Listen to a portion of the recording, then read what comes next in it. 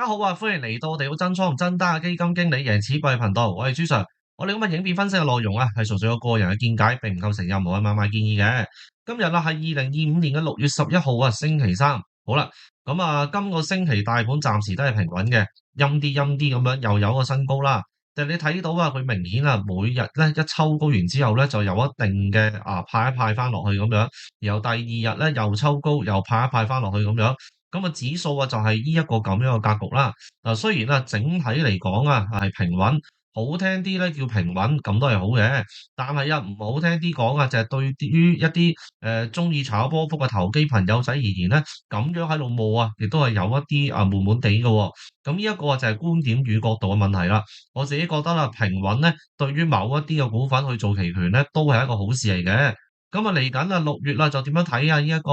咁我哋喺會員 channel 入邊都分享過噶啦。就係呢一度咧，我自己覺得啦，大跌嘅機會咧都相對比較少嘅。除非啊，我哋 touch wood 再 touch wood 咧，就係中美之間關於貿易嘅談判突然間炒和咗啦。因為大家都知道佢哋而家喺倫敦嗰邊而家喺度傾緊噶嘛，依個係咪？我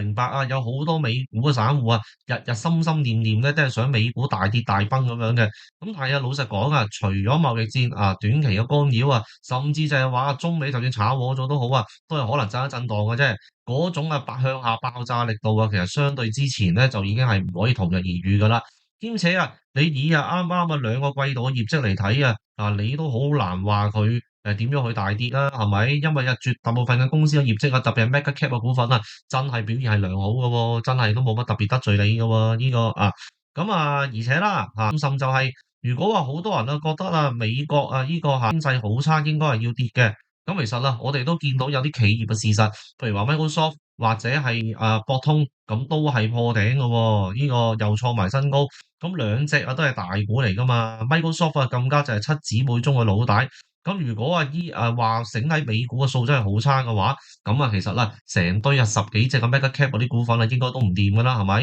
咁但係掂唔掂咧？你客觀都睇到啦，升到咁樣都話唔掂，咁你即係基本上為針對而針對啫，係嘛？呢個咁所以我自己始終都係覺得與其情緒化咧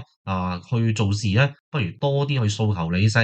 少睇一啲係政治嘅宣傳，呢一個實事求是咧，客觀去面對美股近排強勢嘅事實就仲好啦。好啦，咁既然近排美股都係繼續狂歡強勢噶啦。咁除咗耳熟能詳嘅板塊以外有冇第二啲咧係崛起緊嘅強勢賽道同埋機遇咧？我自己就覺得起碼有兩個啦。第一個就係美股嘅 IPO 啦，美股嘅新股上市潮。大家見到近日英偉達嘅親兒子CoreWeave CRWV 同埋第二大穩定幣發行商 Circle CRCL 兩個股份都係喺好短嘅時間都係個零月甚至係幾日貨仔咧，就由低位計就升咗最高近4至5倍啊！喂，講緊4至5倍喎，真係唔講得笑嘅喎。你諗下，如果係識得參與當中嘅升幅就真係賺到笑啊！嗱，咁呢個就以下呢幾張就係朱 Sir 其中一啲喺 CoreWeave 同埋 Circle 身上咧嘅一啲回報嘅記錄啦。咁我覺得未來短時間裏邊美股新股睇佢排隊上股嘅上市嘅情況根本係仍然有好大嘅機遇存在嘅。咁而另外一個主題就係能源同埋新經濟啦。我哋唔係講緊之前嗰啲講得好老舊嗰啲咩新能源，而係講緊係核能同埋更加近排嶄新嘅兼肯定有前景嘅無人機低空經濟。咁但係有啲板塊有邊一啲係值得係留意咧？個真偽應該點樣判斷咧？同埋我哋又去翻 opening 聚焦於美股嘅 IPO 啦。其實我知道好多香港嘅投資者對於呢個美股 IPO 咧係既好渴望又好想參與，但係咧又唔熟喎。咁因此我就會選擇今次破天荒咧，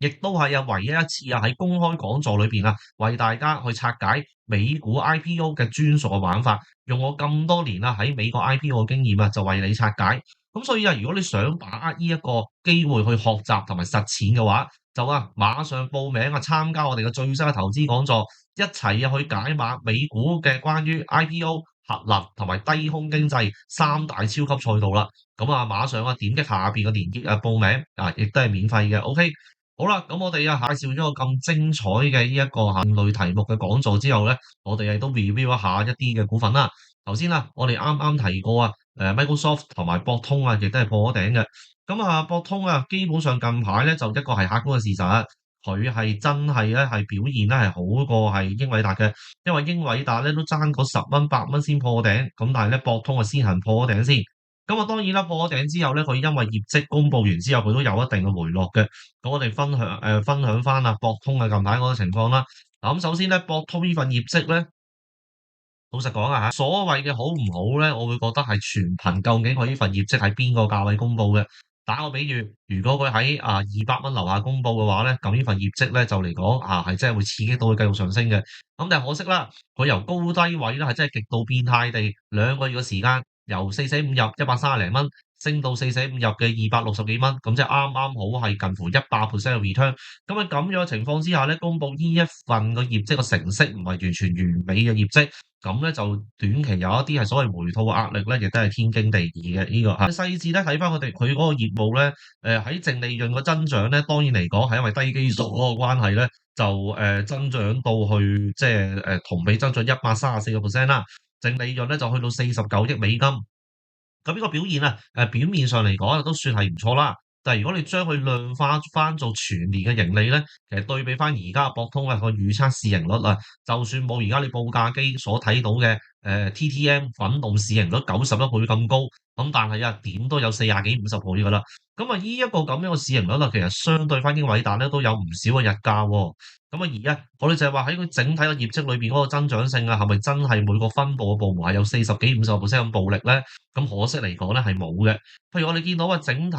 半導體嘅業務，包括咗係 AI 同埋非 AI 嘅混合嘅半導體嘅綜合嘅業務咧，個收入嘅增長啊都係得17%嘅啫喎。佢只不過就係喺 AI chips 嗰部分個增長咧，就真係有40零個 percent 嘅啫。但係講緊除咗呢一 part 以外咧，佢嘅比較老舊啲嘅業務，亦都包括咗佢另外一 part 基礎設施嘅軟件嗰 part 嘅收入咧，其實都係增長25%嘅啫。而呢25%嘅增長啊，仲要係受惠咗佢之前併吞咗係大概1-2年貨仔嘅 VMware 咧，呢一個新嘅業務嘅併購合併，佢先係可以增長咁多嘅啫。OK。咁啊，因此喺整體嗰個結論啊，我會覺得佢喺呢一份業績裏邊咧，特別係 AI chips 嗰 part 呢個表現仍然都係 OK 啦。咁佢亦都係收咗好多超大嘅客戶嘅定製化嘅一個芯片啦。咁而家 Google 作為佢個大客戶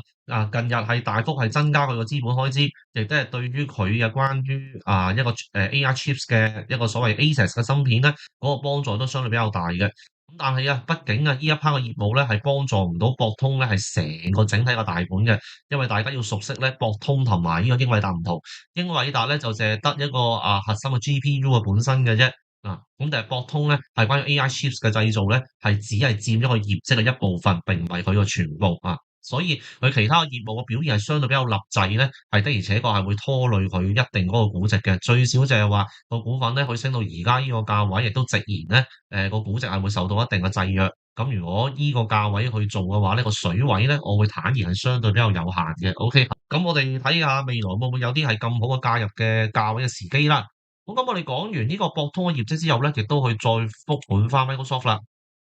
咁Microsoft 咧，其實你哋都好明顯啦，見到我對佢一向嘅語氣咧，都係相對嚟講係比較良好嘅。咁而佢近排亦都處於一個係極度強勢嘅水平啦。咁我覺得佢呢個極度嘅強勢咧，其實係一種價值重估嘅表現嚟嘅。個價值重估嗰個觸發點就係喺對上一期嘅業績，佢個市場預期咧，分析師預期佢淨係增長8%嘅啫。但係問題係到最後佢係大力地咧係增長咗成18%。你要明白Microsoft 以一個咁大嘅基數嘅體量，佢仍然都可以增長成18%，絕對可以稱呼為一個係高嘅一個同比嘅增長嚟嘅。咁於是呢一個亦都係一個重啟一個估值嘅重啟嘅重估嘅一個開始。咁而盈利嘅能力咧，亦都係進入咗係進一步係快速增長嘅周期啦。咁而喺 AI 裏邊亦都係證明咗係對佢個用處係非常之大嘅。無論喺佢 Office 裏邊嘅 Copilot 嘅所謂嘅使用量啦，咁同埋佢喺雲計算裏邊係關於 AI 雲計算嗰 part 個增長量咧，其實係充分證明咗 AI 係對個業績嘅幫助現兜兜嘅現金流係真係嚟講係有幫助嘅。咁到最後啦，我哋都會好坦誠咧，佢而家470蚊呢個位咧，已經係接近咗佢歷代估值嘅高端啦。好老實講咧，亦都係提醒咧 Microsoft 咧要計算佢估值嘅高低位啊，喺所有美國股份裏邊啊，已經係屬於係最容易嗰隻噶啦。咁所以好容易理解佢個高端係咩價格嘅啫。咁但係問題啊，即使我會認為個主見認為價格係接近高端都好咧，我覺得